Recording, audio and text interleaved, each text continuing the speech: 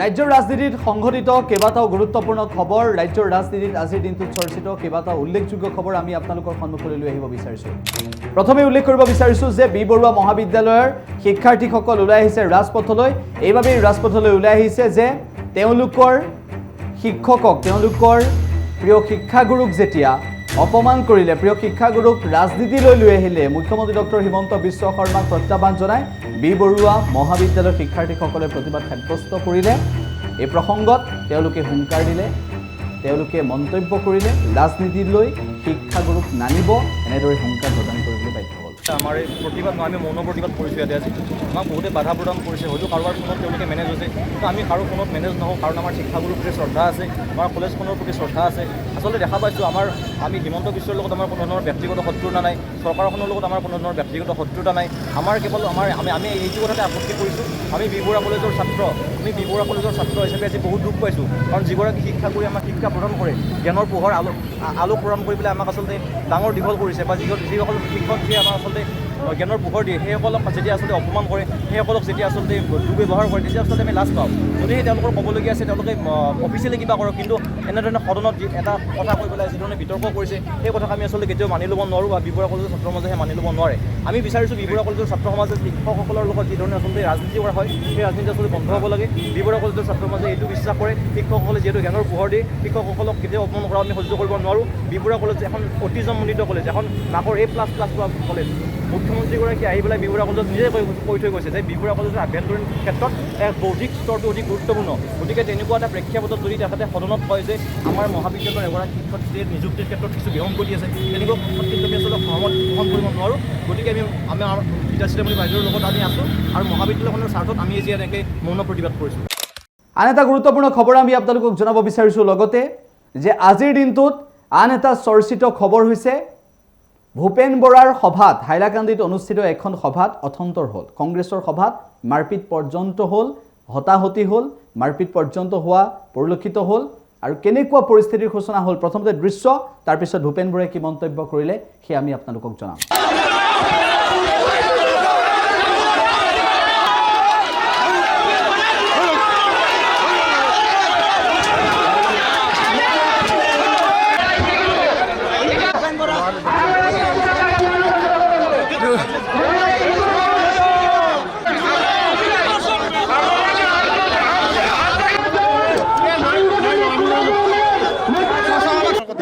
মুখ্যমন্ত্ৰী হিংসা কিবা গণ্ডগোল থাকিব পাৰে, মই নাজানো, মই ভিতৰুৱা কথা কি আছে নাজানো, কিন্তু গুৱাহাটী কৃত্ৰিম বানপানী হোৱা গোটেই কথা দিনৰ পৰা মুখ্যমন্ত্ৰীয়ে USTMক টাৰ্গেট কৰি আছিলে।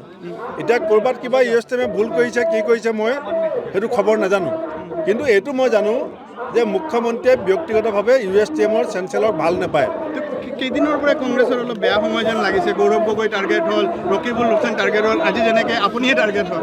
হিমন্ত বিশ্ব শৰ্মাৰ বেয়া সময় আৰম্ভ হৈছে, বিপদ কালে বিপৰীত বুদ্ধি। তেওঁ যে ৰকিবুল হুছেইনক টাৰ্গেট কৰিছে, গৌৰৱ গগৈক টাৰ্গেট কৰিছে, আজি মিটিঙতো মোৰ সন্দেহ আছে যে আচলতে কোনে গণ্ডগোল কৰিছে। আজি মিটিঙতো মোৰ সন্দেহ আছে। আমাৰ এখন দলীয় কৰ্মী সভা, আপোনালোকে দেখিছে পেণ্ডেলটোৰ যিটো কেপাচিটি সেইটো 500তকৈ বেছি নহয়, আৰু মানুহ হৈ গৈছে কিমান 5000। আপোনালোকে নিজে দেখিছে পেণ্ডেলৰ কেপাচিটি হৈছে 500, মানুহ হৈছে 5000। ইয়াৰ মূল কথাটো হৈছে যে আগন্তুক পঞ্চায়ত নিৰ্বাচনত এই জিলাখনৰ যিমান প্ৰাৰ্থী আছে সকলো প্ৰাৰ্থীয়ে নিজৰ নিজৰ সমৰ্থকক লৈ পেলাই মিটিঙলৈ আহিছে, যিটো কাৰণে সভাখনত যিটো পৰিৱেশ, আপুনি যিধৰণে সভা এখন হ'ব লাগে, মহিলাসকল বহি আছে। আন এটা গুৰুত্বপূৰ্ণ খবৰ আমি আপোনালোকক এই মুহূৰ্তত জনাব বিচাৰিছোঁ। সেই গুৰুত্বপূৰ্ণ খবৰটো হৈছে যে মৃদুল ইছলামৰ মৃত্যু কি কাৰণত হ'ল। প্ৰতিবাদ কৰিবলৈ অহা মৃদুল ইছলামে, কংগ্ৰেছৰ হৈ প্ৰতিবাদ কৰিবলৈ অহা মৃদুল ইছলামৰ মৃত্যু কি কাৰণত হ'ল সেই সন্দৰ্ভত যি প্ৰতিবেদন প্ৰকাশ পালে তাৰ পিছতেই ক্ষোভ প্ৰকাশ কৰিছে মৃদুল ইছলামৰ পত্নীয়ে। নাই, তেখেতৰ কোনো বেমাৰ আজাৰেই নাছিলে। আৰু চাওক, চৰকাৰে আজি ৰিপৰ্ট ওলাওঁতে ইমান দেৰি কৰিলে, বহুত দেৰি কৰিলে। ৰিপৰ্ট কিবা এটা আছে, নহ'লে ইমান দেৰিকৈ কিয় আমাক ৰিপৰ্ট ওলাই দিব? আমাৰ চৰকাৰৰ পৰা আমাৰ কিবা সুবিধা কৰক নকৰক সেইটো বেলেগ কথা, কিন্তু যে আজি যে এনেকুৱা মিছা এটা ৰিপৰ্ট ওলাইছে, সেইটোত মই আজি একো পুনৰ কৰা, মই এনেকুৱা লাগিছে মোৰ স্বামী আজিৰ পৰা মই মোৰ এনেকুৱা বেয়া লাগিছে যে ছেকেণ্ডবাৰ মই বহুত আঘাত পাইছোঁ যে এই ৰিপৰ্টটো লোৱাৰ কাৰণে নাই আপোনালোকে তাই যদি এখেতে যদি মদ খালেহেঁতেন এজন এডভকেট আছিলে এজন মদ খোৱা মানুহে আনকতো কেতিয়াও সহায় কৰিব নোৱাৰে তেওঁ যদি নিজেও মদ খালেহেঁতেন তেওঁ আনক কেনেকৈ সহায় কৰিব সেইটো চাওক এজন এডভকেট আৰু আপোনালোকে চাওক চেষ্টা কৰি চাওক যদি তেখেতে যদি মদ খাইছিলে আপোনালোকে সেইটো ওলোৱাৰ কাৰণে চেষ্টা কৰে যদি মদ খোৱা মানুহ ৰাতিপুৱা ঘৰৰ পৰা ওলাই গ'ল চাহ পানী খায় তাতে মদ ক'ত খালে কেনেকুৱা খালে আৰু দিনটো পৰতে কোনেও এনেকৈ মদ খায় নেকি কোনোদিনেই মদ খোৱা নাছিলে এইবিলাক চব চৰকাৰৰ চক্ৰান্ত হয় চৰকাৰৰ চক্ৰান্তৰ কাৰণে আজি ৰিপৰ্ট ওলোৱাতে ইমান দেৰি কৰিলে নহ'লেতো আমি কিমান দিনৰ পৰা লাগি আছোঁ আমাৰ ৰিপৰ্ট ওলাই দিয়ক কিবাতো এটা হ'লে আছে নহ'লে আমাৰ ৰিপৰ্ট ওলাওঁতে কিয় ইমান দেৰি কৰিব আৰু মোৰ হাজবেণ্ডক পষ্টমৰ্টেমো দুবাৰ কৰিছে আপোনালোকে কোনোবা দিন শুনিছে নেকি যে পষ্টমৰ্টেম মানুহক দুবাৰ কৰে এবাৰ ওলাই দিয়াৰ পিছত আৰু একবাৰ পষ্টমৰ্টেম কৰিছে হয় চৰকাৰৰ পূৰা চক্ৰান্ত আছে চৰকাৰে মোক কিবা এটা সুবিধা কৰক নকৰক সেইটো বেলেগ কথা কমচে কম সত্যটো ওলাব লাগে মই আজিৰ পৰাহে গম পালোঁ যে মানে কোনো সত্যতা নাই ডক্টৰৰ ওপৰতো নহয় কাৰোৰ ওপৰত সত্য যে কেতিয়াও সত্য হৈ নোলোৱায় সত্য সদায় লুকাই থাকিব মানুহে কোনোদিনে ন্যায় নাপাব আন এটা গুৰুত্বপূৰ্ণ খবৰ আমি আপোনালোকক এই মুহূৰ্তত জনাব বিচাৰিছোঁ গৌৰৱ গগৈ এইবাৰ সৰব হৈ পৰিছে সমালোচনা কৰিছে মুখ্যমন্ত্ৰী ডক্টৰ হিমন্ত বিশ্ব শৰ্মাক ৰকিবুল হুছেইনক আক্ৰমণ কৰা ঘটনা সন্দৰ্ভত সৰব হৈ পৰিছে আৰু একে সময়তে অখিল গগৈৰ পত্নীক লৈ মুখ্যমন্ত্ৰী ডক্টৰ হিমন্ত বিশ্ব শৰ্মাই বিধানসভাত কৰা মন্তব্যক সমালোচনা কৰিছে গৌৰৱ গগৈয়ে না তেওঁ বিধায়ক মহোদয়ে কৈছে যে তেওঁ তদন্ত হোৱাটো বিচাৰে তেওঁৰ সাহস আছে আৰু সেইকাৰণে আমি মুখ্যমন্ত্ৰীৰ প্ৰতিক্ৰিয়া বিচাৰি আছোঁ মূল কথা হ'ল যে বিধানসভাত যি ধৰণৰ কথা মুখ্যমন্ত্ৰীৰ মুখৰ পৰা ওলাই আছে অসমৰ বিশেষকৈ অসমৰ মুখ্যমন্ত্ৰী এই ধৰণৰ কথা আজি তেওঁৰ মুখেদি ক'ব নালাগিছিল সেই চকী এটা গাম্ভীৰ্য আছে বিধানসভাত আমি মূল্যৱান কথাবোৰ পাতিব লাগে আৰু যি ধৰণৰ কথাবোৰ তৰ্ক বিতৰ্ক আমি মুখ্যমন্ত্ৰী নিজে তেওঁক ভাগ লোৱা আমি দেখা পাইছোঁ অসমৰ ৰাইজে ভাল পোৱা নাই আকৌ মই কৈছোঁ যে তেওঁ গম পাই গৈছে যে ৰাইজ তেওঁলোকৰ পৰা আঁতৰত আৰু কেনেদৰে নিজৰ চকীটো ধৰি ৰাখিব পাৰে তাৰ কাৰণে অত্যাচাৰ তেওঁলোকৰ মনৰ ভিতৰত সংখ্যা সৃষ্টি হৈছে নতুন সভাপতি হৈ যোৱাৰ পিছতো কোনদিনা তেওঁৰ চকী গুচি যায় আৰু বিজেপি দলৰ নতুন সভাপতি সেই চকীত বিজেপি দলে বহাই দিয়ে সেয়ালৈ তেওঁৰ মনৰ ভিতৰত এটা আতংকৰ সৃষ্টি হৈছে আৰু তাৰ প্ৰভাৱ আমি অসমৰ ৰাইজৰ ওপৰত তেওঁলোকে পেলাবলৈ বিচাৰিছে মই সেইকাৰণে মই আশা কৰোঁ যে যি সময় মুখ্যমন্ত্ৰীৰ ওচৰত আছে সেই সময় তেওঁ সৎ কামত তেওঁলোকে লগাব ভাল কামখিনি কৰিব এই ধৰণৰ ৰাজনীতিৰ পৰা এই যে ৰাইজক এনেধৰণৰ ৰাইজৰ মাজত এনেধৰণৰ অশান্তি সৃষ্টি কৰাটো মই তেওঁক মানে মনা কৰিবলৈ বা শেষ কৰিবলৈ মই আহ্বান জনাইছোঁ প্ৰবঞ্চনা কৰিছিল মহবুবুল হকে আৰু সেই মহবুবুল হকক লৈ এবাৰ মুখ্যমন্ত্ৰী ডক্টৰ হিমন্ত বিশ্ব শৰ্মাই মন্তব্য কৰিছে অসমত বহুত দিনৰ পৰা মই এটা ডাঙৰ চক্ৰ এটাক লক্ষ্য কৰি আছিলোঁ সেইটো হ'ল যে মেডিকেল ইঞ্জিনিয়াৰিং আৰু CBSE পৰীক্ষাৰ আগত ল'ৰা ছোৱালীসকলক চেণ্টাৰ চেঞ্জ কৰাই দিয়া হয় আৰু কিছুমান নিৰ্দিষ্ট স্কুললৈ লৈ যোৱা হয় গোৱালপাৰা নগাঁও কামৰূপ জিলাৰ 247 গৰাকী ষ্টুডেণ্টক CBSE পৰীক্ষাত 30 নম্বৰকৈ অধিক নম্বৰ দিৱাৰ প্ৰতিশ্ৰুতি দি এখেতসকলক বৰাক উপত্যকাৰ পাথাৰকান্দিলৈ লৈ যোৱা হৈছিলে